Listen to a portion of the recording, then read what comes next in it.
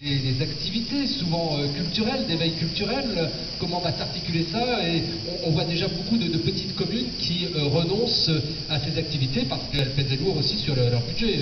Et là encore, nous allons engendrer des inégalités. À Clermont-Ferrand, cette réforme, c'est 2,5 millions d'euros.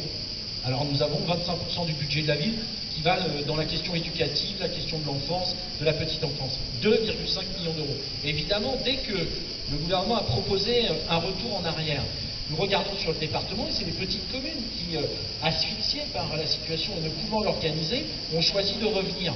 Pas obligatoirement d'ailleurs pour des enjeux pédagogiques ou idéologiques sur la question de quel serait le meilleur rythme pour les enfants. Les pédagogues d'ailleurs eux-mêmes se divisent sur la question. Il est difficile pour nous de trancher. Ce qui est certain, c'est que cela va rajouter de l'inégalité territoriale. C'est-à-dire les grands centres métropolitains vont pouvoir affirmer et afficher leur ambition, même si certaines devront s'interroger, parce que quand on n'aura plus les subventions de l'État, nous verrons bien si ce n'est pas une forme d'incitation obligatoire.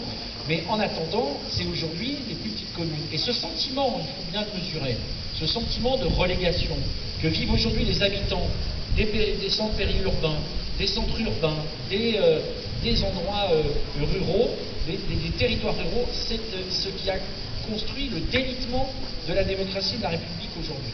Nous avons donc une vigilance à avoir et nous pensons à France Urbaine que seule l'alliance des territoires peut réussir. Et puis il y a... Qu'est-ce qu'on appelle l'alliance des territoires concrètement ?